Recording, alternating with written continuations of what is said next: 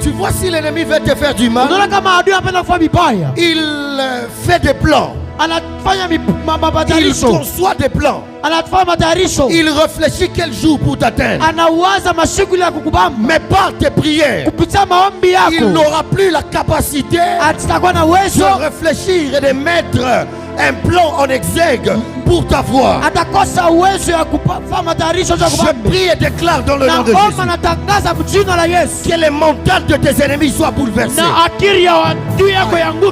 Que la crâne de tes ennemis soit écrasée. Tu me dis amen, je vois ta prière comme une pierre. Tu prends la parole de Dieu qui est comme les javelots de David. Goliath se trouve devant toi. Tu ne l'anéantiras pas en frappant sa poitrine. Tu ne l'anéantiras pas en frappant ses genoux. Mais ce soir, tu l'anéantiras en frappant sa tête. J'ai dit à quelqu'un, ta prière ne ratera pas sa cible. Aïe aïe aïe, si j'étais de l'autre côté, j'allais entendre un amen. Je disais, ta prière ne ratera pas de cible. Maman Marie-Claire, donne-moi un amen. Donne-moi un amen, je vais exagérer. Ta prière va donner de la folie à ceux qui te combattent, à ceux qui combattent ton mariage, à ceux qui combattent ta famille. Le premier me donne un amen. Je vois ta prière perturber la tête des ennemis. Tiens-toi debout et fais comme si tu titubais. Fais un mouvement, fais un mouvement. Fais un mouvement. Le mouvement que tu fais là détermine la capacité de tes prières. Aucune de tes prières ne fera que ton ennemi reste debout. Ta prière fera tomber tes ennemis.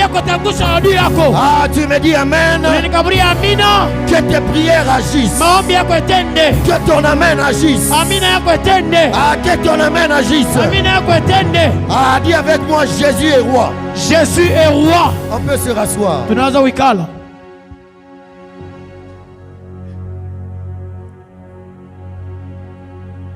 Qu'elle arrête de bouger ma tête. Te donne la capacité de frapper par la prière et d'anéantir tes ennemis. C'est ainsi que tout boxeur professionnel, pour décrocher une victoire, il frappe son adversaire vers le visage jusqu'à les faire lâcher. Autrement dit, celui qui prie sans cesse, donne des coups à l'adversaire, et pas n'importe où. C'est l'endroit à frapper.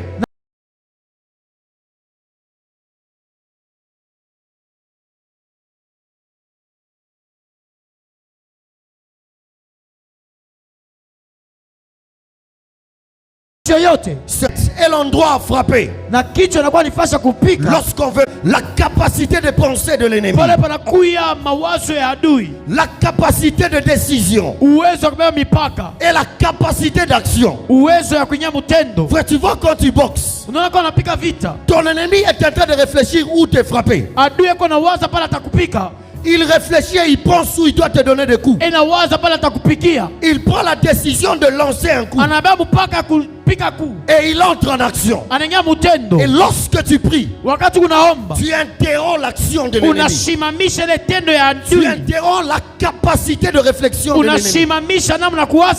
Tu interromps la décision de l'ennemi. Ce soir, je prie le Seigneur de gloire qu'il arrête les décisions de l'ennemi sur ta vie.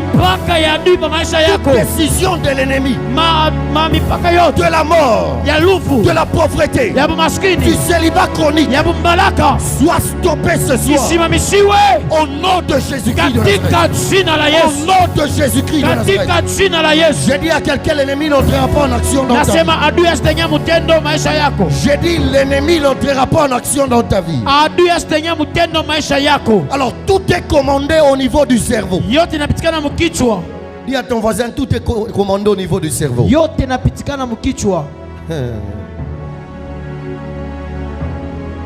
Dans le naturel, lorsque vous voulez mettre votre adversaire à terre, dans le naturel, il est commandé de le viser à la tête. Donc vous frappez sa capacité à penser, vous frappez sa capacité à réfléchir, vous détruisez son plan stratégique, vous lui donnez des vertiges, il tourne en rond, il n'est plus en place, il est confus. C'est ce que fait la prière persistante. Ma soeur, lorsque tu pries, tu mets ton ennemi dans la confusion. Mon frère, lorsque tu pries, la confusion entre dans le camp de l'ennemi. C'est pourquoi j'ai dit hier, on dirait que mes prières ne montent pas. Avant que tes prières ne se manifestent physiquement, tout commence dans les invisibles. Peut-être toi tu ne vois pas.